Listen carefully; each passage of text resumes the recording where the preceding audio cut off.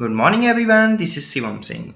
आज हम अपने इकोनॉमिक्स के लेक्चर नंबर 6 में चलते हैं और आज हम एक नया टॉपिक स्टार्ट करेंगे, मॉनेटरी पॉलिसी, जो हमारे यूपीएससी के लिए बहुत ही इम्पोर्टेंट है।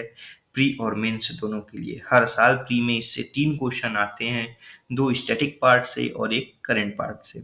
अगर स्टैटिक अच्छे से पढ़ लेंगे तो आप अपने आराम से करंट से इसे रिलेट कर सकेंगे। Let's see what is the introduction of monetary policy. Monetary policy क्या है, हम समझने की कोशिश करते हैं। Monetary policy are related to the flow of money और liquidity in the economy. Monetary policy जो है, फ्लो ऑफ मनी और लिक्विडिटी, कितना करेंसी का फ्लो है हमारी इकोनॉमी में, उससे रिलेटेड है monetary policy. With the help of this policy the central bank of a country tries to control the flow of money. Currency के फ्लो ऑफ मनी को कंट्रोल करती है हमारी सेंट्रल बैंक या किसी भी कंट्री की सेंट्रल बैंक मॉनेटरी पॉलिसी के through. This policies are the responsibility of the central bank. Monetary policy को फॉर्मुलेट करना और उसे रेगुलेट करना सेंट्रल बैंक का काम है किसी भी कंट्री के। If the flow of money is high it will be lead to inflation. अगर फ्लो ऑफ मनी किसी भी इकोनॉमी में हाई है तो उसके कारण इन्फ्लेशन होता है। इन्फ्लेशन मतलब कि महंगाई बढ़ती है। Hence, in such a situation, the central bank will reduce the flow of money to bring down the demand. It will be automatically reduce inflation. Hence, in such a situation, the central bank, जो central bank है, flow of money को reduce करने के लिए monetary policy का use करती है। जब फ्लो ऑफ मनी कम हो जाता है तो डिमांड अपने आप कम हो जाता है, तो इन्फ्लेशन भी कम हो जाता है। On the other hand, if the flow of money is in economy is low, it will be affect the demand adversely and economic growth will suffer. अगर फ्लो ऑफ मनी इकोनॉमी में कम हो जाता है तो डिमांड को effect करता है and economic growth को भी इफेक्ट करता है। In such a situation with the help of this policy, यानी कि मॉनेटरी पॉलिसी के हेल्प से central bank of a country, मतलब किसी भी देश का सेंट्रल बैंक, जैसे इंडिया का RBI, tries to infuse additional amount of money in the economy. In the other word, we can say that with the help of this policy, the central bank decide how much credit should reach to the consumer at which particular rate. इन policies के through RBI ये formulate करती है या फिर how much credit should reach to the consumer, यानी भी किसी भी व्यक्ति के हाथ में कितना मनी होना चाहिए, कितने रेट से होना चाहिए, ये आरबीआई डिसाइड करती है। The monetary policy in India are formulated by Reserve Bank of India. Bharat में मॉनेटरी पॉलिसी फॉर्मुलेट करने का यानी कि बनाने का काम रिजर्व बैंक ऑफ इंडिया का है, जो हमारे देश का सेंट्रल बैंक है। In the month of April, अप्रैल के महीने में मॉनेटरी पॉलिसी बनाई जाती है, जिसे हर 2 महीने के बाद रिवाइज किया जाता है।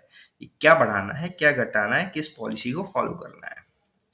चलिए ऑब्जेक्टिव देखते हैं, मॉनेटरी पॉलिसी का ऑब्जेक्टिव क्या है। The main objective of the monetary policy can be as follow. पहला है कंट्रोल द इन्फ्लेशन, महंगाई को कंट्रोल करना। Economic growth, to manage economic growth. तीसरा है to maintain stable exchange rate of domestic currency against the international currency. जैसे कि dollar और रुपी का आप देखते होंगे हमेशा दिखाता है, वहीं उसे कंट्रोल करना, या किसी भी कंट्री के हार्ड करेंसी को कैसे डोमेस्टिक करेंसी से चेंज करना है। आगे देखते हैं, in order to control the flow of money in the economy the RBI and the central bank uses a number of tools and instrument. These tools are referred as the monetary policy tools. RBI और central bank of India क्या कहते हैं कि कई tools use करती हैं control करने के लिए flow of money in the economy, उसे हम मॉनेटरी पॉलिसी टूल कहते हैं। भारत में 2 प्रकार की मॉनेटरी पॉलिसी टूल है, जैसे traditional tool and another one is non traditional tool. Traditional tool जब फेल हो जाती है तब नॉन ट्रेडिशनल टूल की बारी आती है। वैसे इंडिया में आज तक नॉन ट्रेडिशनल टूल बहुत कम ही यूज हुआ है, ना के बराबर। चलिए आगे देखते हैं, ट्रेडिशनल टूल्स समझने की कोशिश करते हैं। Traditional tools are those tools which are used by the central bank in normal circumstances. जब नॉर्मल कंडीशन रहता है तब ट्रेडिशनल टूल यूज करते हैं। If this tool fails to create the impact then non traditional tool are used. Normal circumstance में traditional tool use करते हैं and non traditional tools को जब यूज करते हैं वो एबनॉर्मल कंडीशन होता है, एकदम बाहर हो जाता है। ट्रेडिशनल टूल भी दो प्रकार में डिवाइडेड है, quantitative tool and qualitative tool. आगे देखते हैं। क्वांटिटेटिव टूल भी कई प्रकार के होते हैं जो हम आगे के लेक्चर में देखेंगे। आइए इनके नाम देख लेते हैं। Cash reserve ratio, statutory liquidity ratio, open market operation, bank rate, repo rate, reserve repo rate, MSF marginal standing facility, HDF standing deposit facility. When this quantitative tool fail to create an impact, the RBI uses qualitative tool. जब quantitative tool fail हो जाते हैं तो RBI qualitative tool use करती है। In India qualitative tools as well as quantitative tool both are used sometimes simultaneously as well as. दोनों एक साथ भी कभी कभी भारत में यूज होता है, क्योंकि भारत एक डेवलपिंग कंट्री है। देखते हैं क्वालिटेटिव टूल क्या क्या है जो हम पढ़ेंगे। आरबीआई में include this following: moral suasion शोषण, direct action, credit tracing, margin requirement. अब आइए देखते हैं नॉन ट्रेडिशनल टूल, जो कि भारत में बहुत कम यूज हुआ है, बट फिर भी हमें पढ़ना है क्योंकि यूपीएससी है, पूछ सकती है कब क्या कंडीशन आ जाए, कोई नहीं जानता है, डेवलपिंग कंट्री है। तो इसके अंदर हम पढ़ेंगे हेलीकॉप्टर ड्रॉप, हेलीकॉप्टर मनी भी कहते हैं उसे, helicopter hover, negative interest rate. बहुत इंटरेस्टिंग पार्ट है ये हमारे अपनी इकोनॉमी का, इसे समझना बहुत जरूरी है और यूपीएससी के लिए बहुत बहुत बेस्ट टॉपिक है, यूपीएससी का बहुत पसंदीदा टॉपिक है। इससे कई बार यूपीएससी ने क्वेश्चन पूछा है और आगे हर साल पूछेगी। पिछली साल ही 3 क्वेश्चन इससे पूछे गए थे। तो आगे देखते हैं। दो चीज जानना हमारी जरूरी है इकोनॉमिक्स इस टॉपिक को पढ़ने के लिए: liability and asset. In the banking system the deposits with the bank can be termed as the liability of the bank.